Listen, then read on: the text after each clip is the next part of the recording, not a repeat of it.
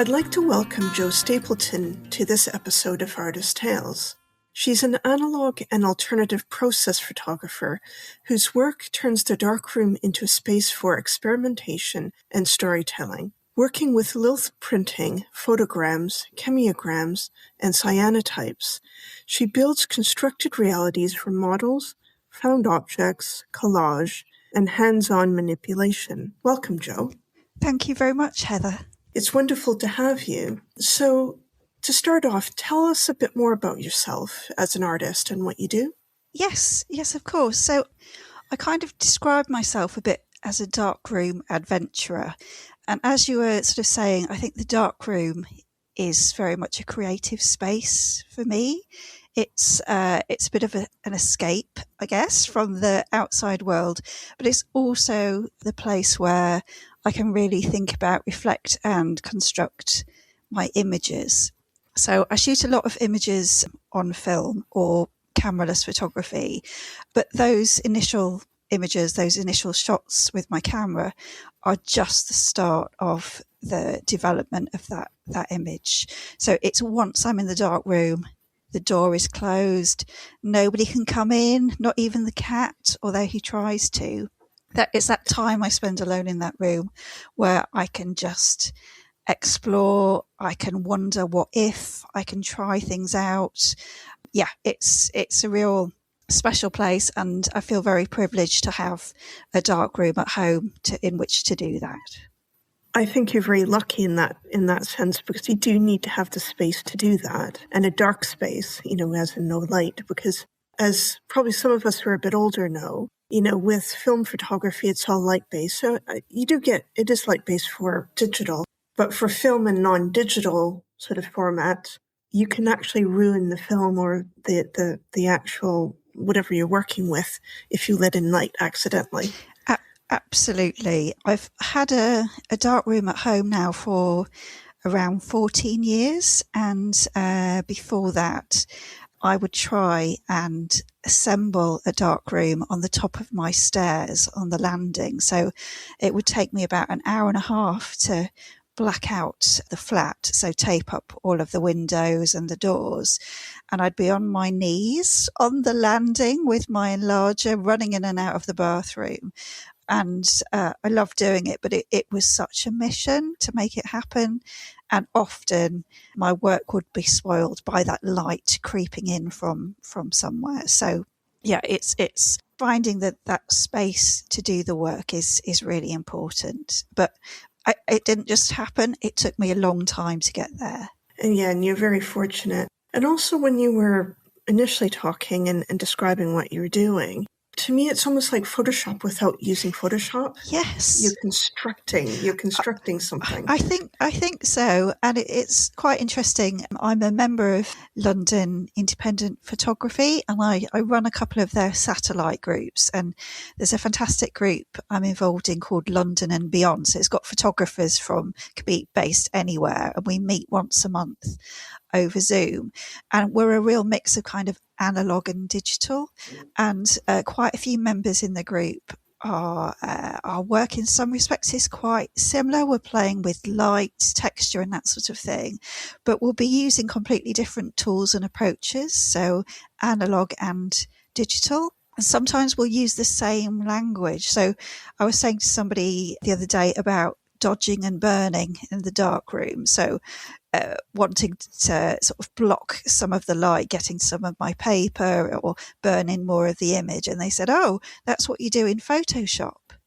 So it's really interesting how that kind of analog terminology has become part of the digital world and the digital tools. But we're all doing the same thing. And I don't believe that there is any hierarchy.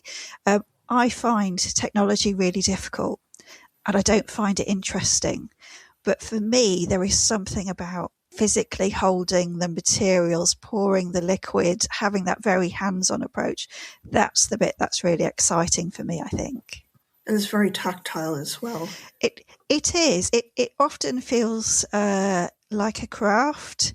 So learning those skills has, again, kind of taken a long time. And there's a bit where you're no longer having to really think about what you're doing, it becomes less exact and kind of more instinctual. So you sort of think, oh, that's going to take that amount of time, or that images is going to work with that process, or that one won't. So it's kind of, you grow through experience. I can imagine that that's certainly the case. Now, in my introduction, I listed out a number of different processes, and I'd imagine that a lot of people haven't heard of them or perhaps aren't aware of them. So could you describe them or just briefly go through what each one is? Yes, of course. So I think I started off learning how to develop black and white film. So I do that myself, and then learning how to print using black and white chemistry and processes. So that was kind of my springboard, where I kind of learnt the real basic skills. But from that, I began printing with a process called lith printing. And basically what it is it's black and white film developer that's heavily diluted with formaldehyde. And it still uses a darkroom, but you have an enormous amount of capacity to impact how the image is produced. And lith is something called a contagious development. So when you put your image, you've just exposed with your negative into that development tray, it doesn't just all spring to life. Areas of the image kind of come out. It's a very slow process as well. So often I'll find, it might take me an hour to develop one image while it's in the development tray. The qualities and the tonal range of the image changes during the session as well. So you get to a point where your development chemicals become exhausted, and it's called old brown. And this is often at the point it gives you those really kind of rich orangey brown tones. So I love lith printing because I just feel like I have so much control. When I'm exposing the negative, I can do that kind of dodging and burning and think, well, I can slow down the contagious development in this area of the print, and then I'm going to get interesting patterners and other things happening. So lith printing, I really, really love. And it's not difficult to do, and I think it's a great place to start with printing. The other processes you mentioned, I do a lot of chemigram printing. This is using my negative in an enlarger, projecting it onto the paper, exposing it in the usual way, and then everything becomes the reverse of usual. So instead of putting that piece of paper in a development stop and fix tray, all of those black and white chemistry baths become a creative tool. So I use them in spray bottles, I paint with them, things go in and out of the trays, all in the wrong order. I scrub in bits of developer, I might fix bits of the image before I start. And for me, it feels very much kind of a bit painterly, because I'm using that chemistry in a very different way, and the images can look quite interesting and sort of liquid in origin. So I must confess, Heather, I've never really been able to draw or paint. So for me, the chemigram process, it almost gives me that impression that I'm painting that image, which of course I'm not, because it started from a negative, but I'm controlling that process. Other processes I use, some of the older historical printing processes. I've become very interested in salt printing recently, which was sort of one of the really early ways of printing and fixing an image. It's very interesting to do. It's quite frustrating because it's very unforgiving, high chance of failure, lots of interesting adventures making that work. But also it's very similar to things like cyanotype and Van Dyke printing, where when people were creating images using these processes, they didn't have a darkroom because darkrooms didn't exist. So they were using UV light and the sun to actually kind of expose and develop those images. So I guess I've got now quite a range of different approaches I can use to produce work. And what I try and do is, if I think I want to do a series of salt print images, the process will inform what photographs I take with my camera, because I'll be thinking about what is going to work with that with that process. So it's pulling those two things together. I was going to ask whether the process influences kind of what you're doing. What drives you? Is it the process or is it the actual themes you're trying to explore? Because I know there are some themes you do explore, like memory, biology, that sort of thing. So is it kind of one influences the other, or do you think I'm doing this type of process, I'm going to do this theme, or is it more you're driven by the theme and that then dictates kind of what images you do and then what type of process you're doing? I think it's probably a bit of both. So sometimes I've got a really strong idea and I know what process I'm going to use. But sometimes it comes from a position of inquiry where I'm wondering, can I do that? Would that work with that process? And I think just before sort of the COVID lockdown, at my local art centre in Letchworth, where I live in Hertfordshire, they'd got an exhibition of Cornelia Parker's etchings of Fox Talbot, one of the great sort of pioneers of photography and printing. She'd made these etchings of glassware that was in his home, and I thought, I wonder if I could do that with lith printing. Would that even work? I've never tried it before.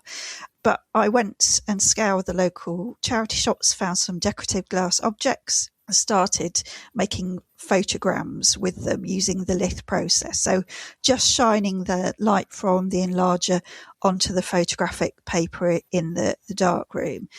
And it worked. But what was interesting about it is it looked very sort of biological in nature. These glass objects looked like they were floating around in fluid.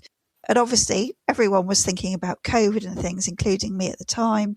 I happened to have an old medical textbook which had some transparencies of cells and tissues of the human body. So it had obviously been used as part of lectures.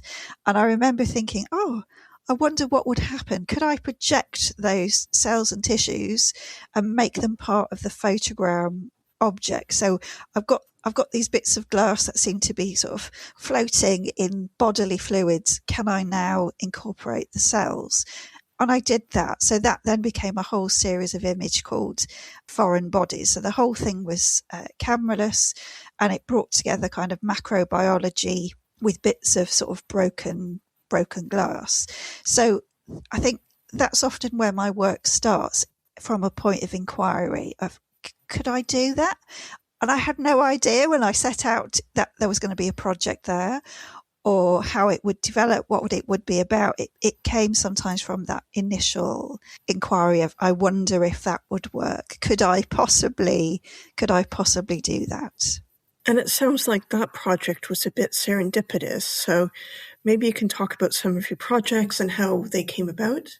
Yes, of course. I think another kind of similar one that started from inquiry is, I've recently completed a project called cartography. So I am a magpie, Heather, so I collect all kinds of random things that find their way as found objects into my work. So I had some really old Ordnance Survey maps of the British Isles. And again, I wonder if, could I print on these maps using the cyanotype process? I made quite a few prints. They weren't particularly very successful. And then I realised, to make it work, instead of printing negative images onto the maps, I tried printing positive images. And these were images of kind of trees and things that I'd shot. So how they appear is that sort of the inside or the body of the tree is translucent. So you can see the details of the map within the body of the tree, and large areas of the map are now obscured by the blue, the cyanotype. So you have this kind of idea of, instead of maps defining nature, setting out pathways, fields, mountains, all that topography, you've now got the trees that are defining the pathways. So nature starts to reimagine and reinterpret those maps. So again, that kind of started from a what if. I guess an example of a project that started the other way around. I've just come back from a 2-week artist residency. It's the Mouthac residency in Wales by the Mouthac estuary. So I was there for 2 weeks, and I'd taken a few different kind of materials with me. So I had some options for making work, not really knowing what I was going to do, but actually being in an area where the beauty and the landscape is almost overwhelming. And you think, that's great for a photographer, lots of mountains and things that you can photograph.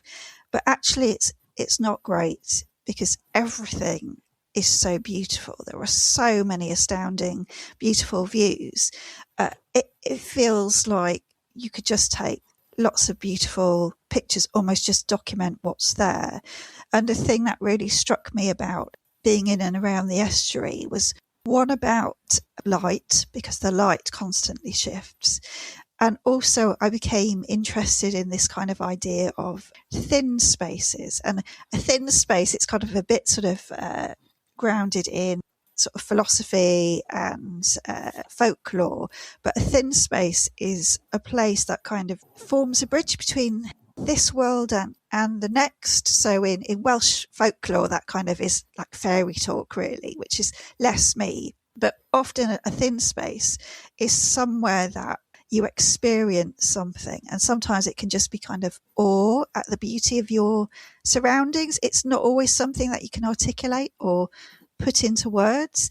And I wanted to try and kind of capture this idea and make visible this idea of the thin space, about there's something else going on now, whether it's spiritual, whether it's just the interplay of light, it's just something else is happening there. So I started taking my photographs, and then back at the residency, I began incorporating bits of fabric interface into my images. And the fabric interface, it's kind of semi-transparent, but it's lots of very tiny dots. And floating that within the image, you get this sense of this pool of light or something else happening, another narrative. So I think that's probably an example of the work and the process being informed by the place, rather than that kind of what if idea. Yeah, I mean, there's a lot there. What I'm hearing is there seems to be a lot of influences, whether it's the natural world, potentially spirituality, or even if you're not just spirituality, it's kind of something other that you sense in the landscape or the area you're in. So I'd like to touch on what influences you, or who influences you when you're starting to think about your work and some of the projects. Yeah, I think I've got quite a wide range of influences, because I didn't start life as a photographer. Like lots of people back in the day when I was at school in the 80s, art only meant drawing and painting, and I could do neither of those, as I've already mentioned. So the world of art just didn't seem it was going to be for me. But while I was at university, and I'm a musician, so I was studying music, but I was really lucky to be in an environment where we were told you're not one thing. Art isn't a classification or a category, and there was this whole sort of opportunity to try out other things and not think of yourself and put yourself into a box. So as a result of that, I was involved in kind of creating installations that would bring together things like music and visual arts and textiles and all of those things, and there'd be a real kind of cross pollination. But I think one of the sort of the big influences for me for photography, I was at university in Manchester, and there was an exhibition of Cindy Sherman's photographs. So this would have been around 1993, 1994. And I didn't really know who she was, didn't really know very much about photography. And I walked in there and I was astounded that she was able to create an entire world, an entire narrative in a single image, in a single photograph. And that appealed to me. It felt really sort of efficient, economical. It suddenly opened my eyes to photography about this idea of sort of storytelling and constructing images. So I think Cindy Sherman was sort of very much a part of that. And other artists as well. I think Laurie Simmons, who in the 70s, she did a series in and around the house using doll's house models and furniture to kind of tell this narrative. That was something that I went on to try myself. I did a series called Doll's House Drama using lith printing, and it was kind of a film noir, Alfred Hitchcock-esque, lots of shadows and interplay, kind of psychological drama set in a doll's house. And I think what I really liked about both sort of Laurie Simmons and Cindy Sherman is they didn't need permission to do that. They were doing something very personal, perhaps autobiographical, being able to explore ideas and themes using this kind of visual medium. And I think, that's had quite a big impact on me. And then in terms of sort of the cross pollination, I'm quite a fan of sort of German expressionism. So as a music student, I was a real fangirl for an unlikely composer called Arnold Schoenberg, and he sort of broke the rules of tonality.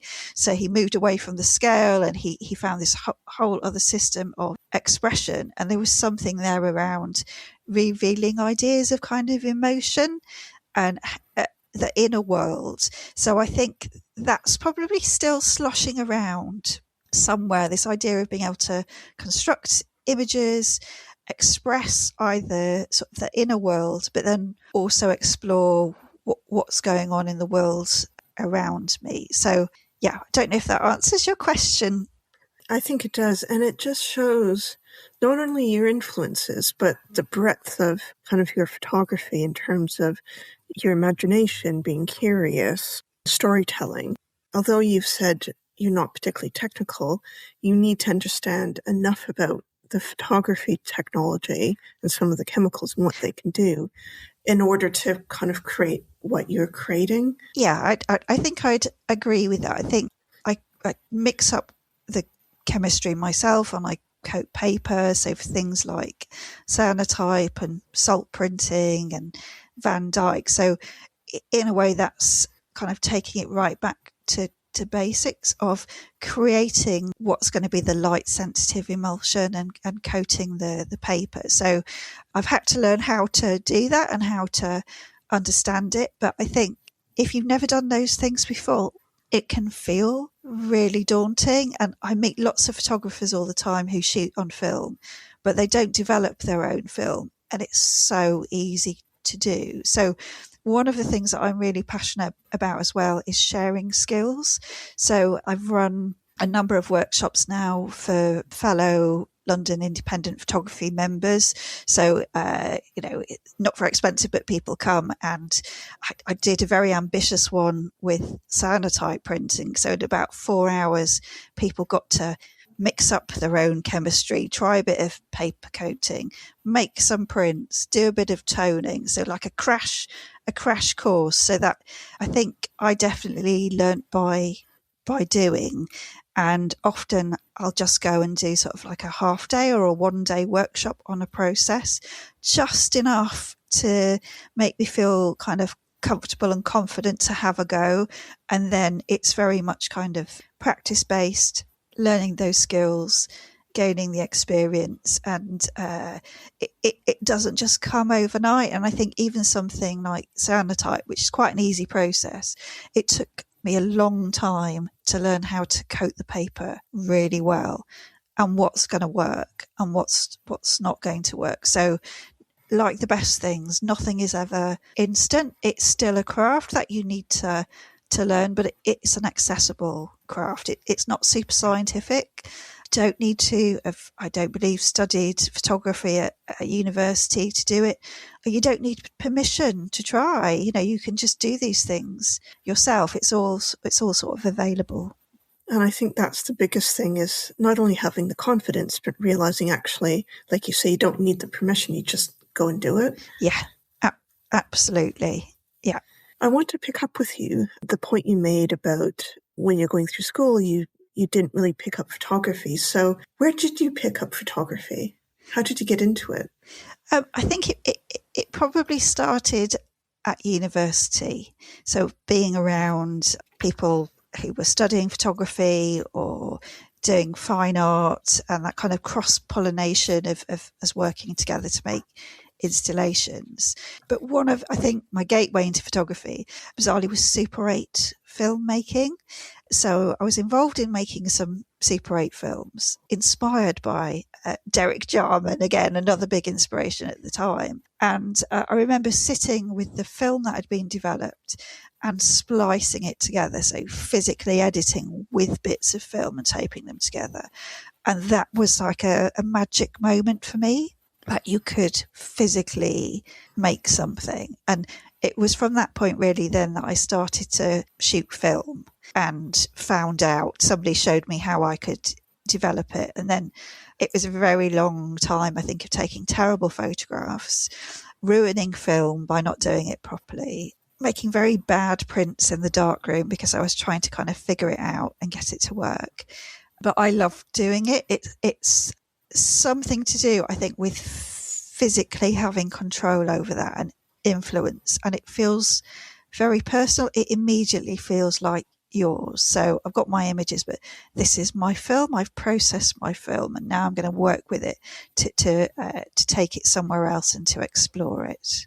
Yeah, and I think certainly I got very serious into photography at university as well, not because of my degree necessarily, but because they had a darkroom, and it was the traditional darkroom, so it was before everything got digitized.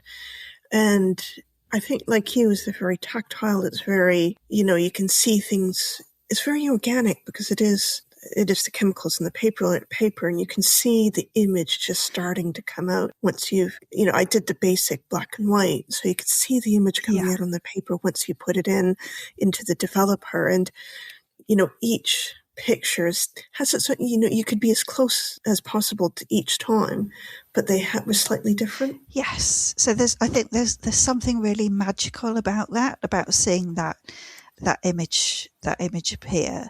And I know certainly when I've done workshops elsewhere, so I ran some cyanotype printing workshops for the One Reef Festival of Homeless Arts a couple of years ago.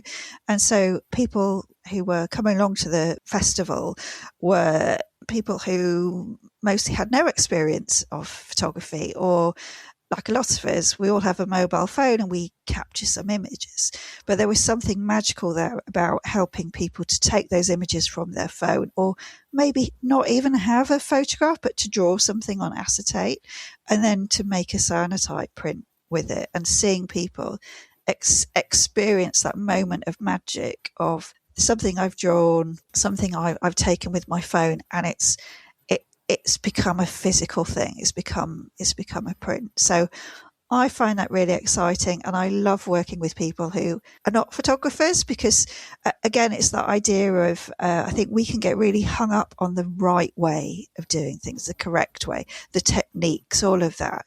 And I guess it's the same around sort of styles of photography and the language of photography. Sometimes you can feel, if you've not studied it, that there's almost like a secret language.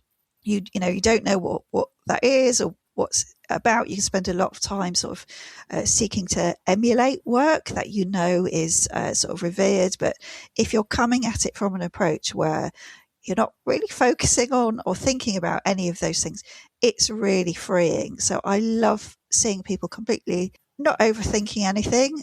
They're just making something or doing something because they like it. And I always find that really inspiring. You can just do it. You don't need any permission. Just make something. And I think there's immense satisfaction in that. I agree. And, it's funny as you mentioned about the rules of photography. I think whatever you practice, quite often there's an established way of doing it, the rules.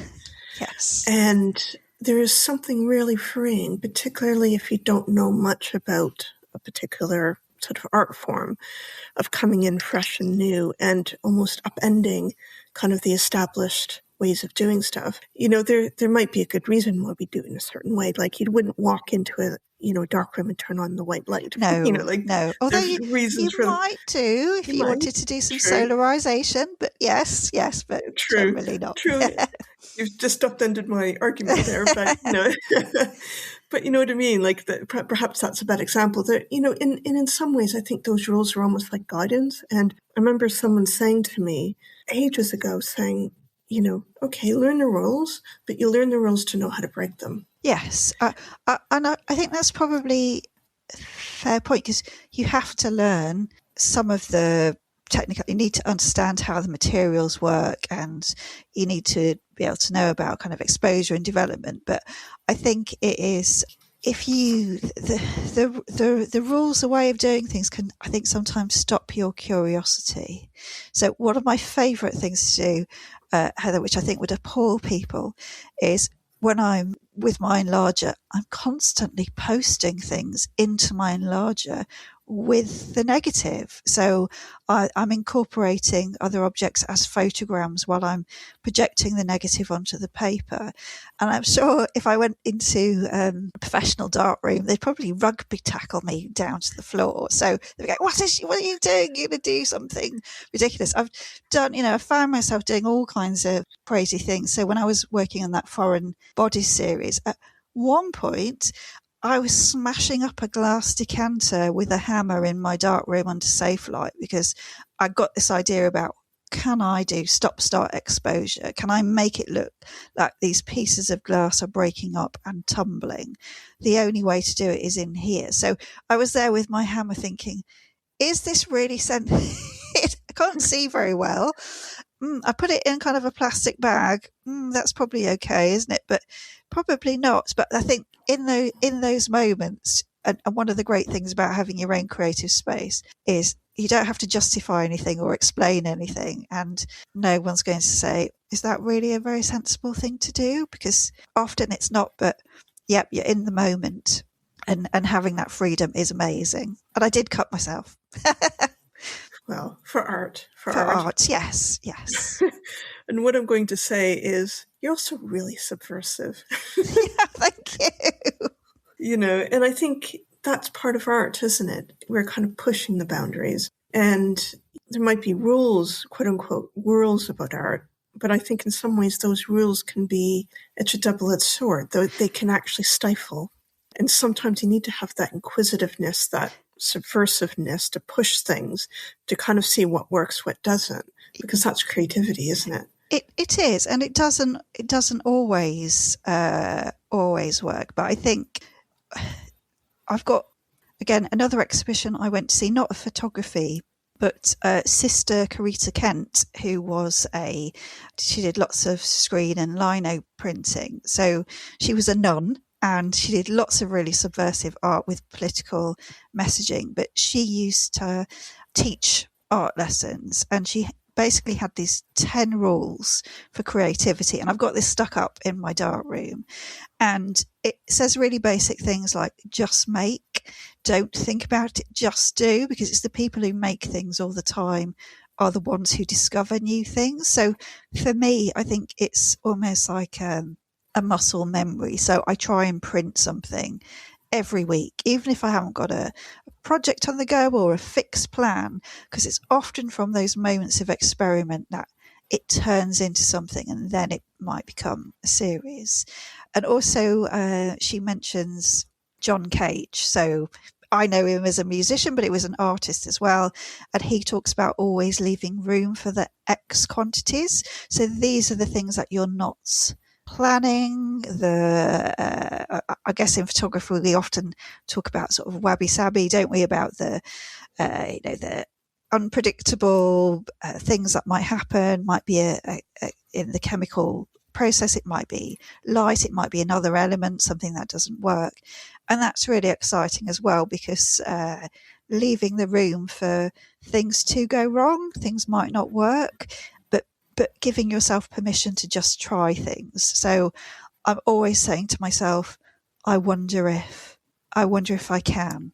I wonder what would happen if I do that. So I don't ever think, do you know, I've got no reason to break up a glass decanter in my dark room under safe light. I just go, I'm just going to do it, because I'm starting with that inquiry. And I think that sort of that creative approach is the thing. I think that is kind of the gateway really to exploring your practice and creating those images. So not having a plan can feel, I think, sometimes a bit worrying, about feeling that you haven't got a focus, or you're not starting from a position saying, I'm going to make a series of images about X. And sometimes it's just trusting in the muscle memory and just think, if I start doing something, I'm always going to learn something, and then I can respond to that, and that might turn into something. So yeah, I think that's probably at the heart of my practice now, is learning, responding, and doing. And I think I'm going to steal that from you, to be fair. I think I'm going to steal that, if that's okay. Very, very much so, yes. I did want to touch on your signature project. So we did touch on foreign bodies earlier in our conversation. The other one I wanted to ask you about is rewilding, that project called Rewilding. So could you talk a little bit more about that project? Yes, so the Rewilding project brought together two ideas. So one was, having made foreign bodies and had my adventures with broken glass in the darkroom, I knew photograms worked really well with the lith process, so I wanted to do some more. So the Rewilding project came from a holiday in Italy, and I was visiting a lot of sort of the churches and the piazzos where they have historic houses with beautiful kind of statues and figurines of gods and deities, and they were kind of seen as high culture and high value art. So I was photographing some of those and brought them home as my negatives, and I was thinking again about, how can I subvert this? So how can I juxtapose something that's very valuable culturally, very high art, with something that's kind of very commonplace and everyday? So I started collecting weeds from my garden. It's not completely full of weeds, but there are quite a few, and the surrounding area. And so what I did is I was projecting the statues that I'd shot in Italy, and then incorporating weeds and wildflowers as photograms into the prints. It was this idea for me around nature.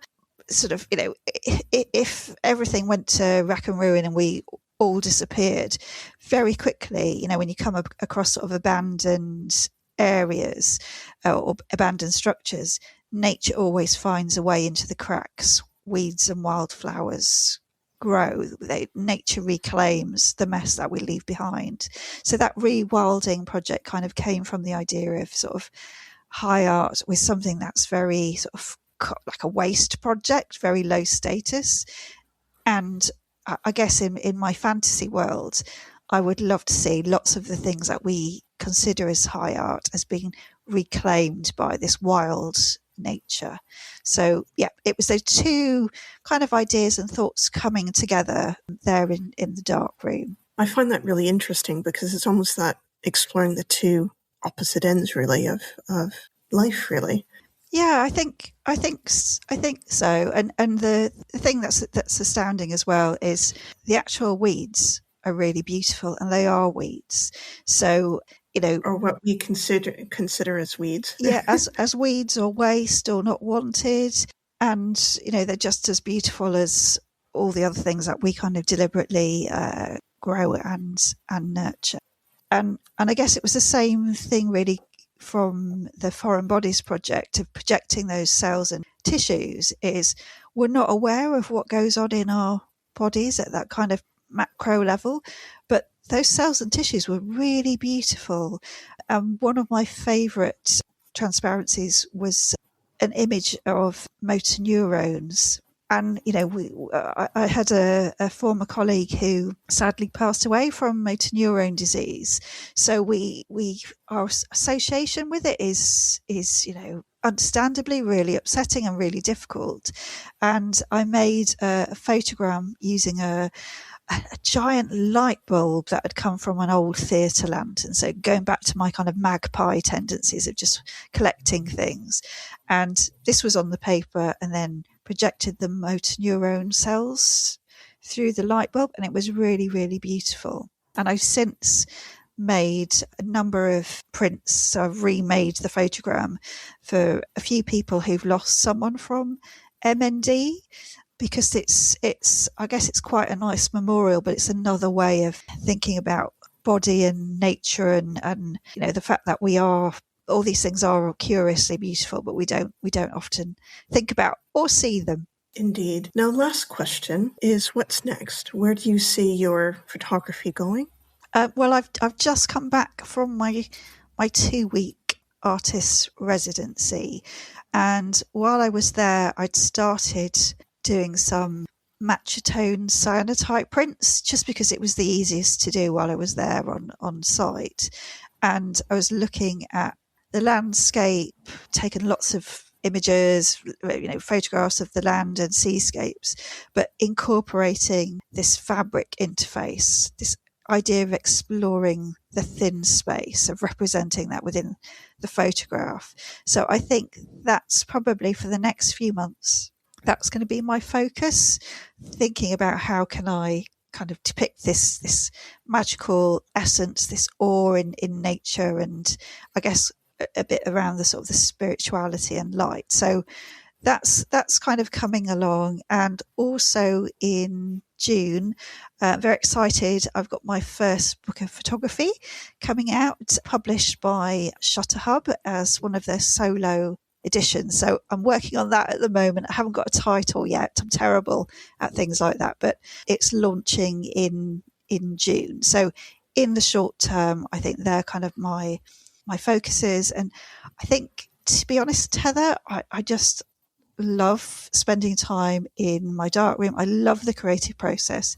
It's such an important element of my life. So I'm just going to carry on. I'm probably going to smash some more decanters or feed some inappropriate things into my enlarger and just see where it takes me, but not worry too much about it. Just trust in the process and respond to what emerges. Definitely, that sounds very exciting, including the smashing of a decanter. So, well, thank you. It's been lovely speaking with you. Thank you so much, Heather, and really an honour to be invited on the podcast. So I've loved listening to your other interviews with other artists. So yeah, it's been brilliant. Thank you. Well, it's been an honour having you. So thank you as well. Thanks for listening to my conversation with Jo. Her work really is based on experimentation, being curious, and storytelling. More information about Jo is in the show notes. In the next episode, I'm talking with Hannah Horton, who is a melodic maverick on the jazz scene. You won't want to miss it.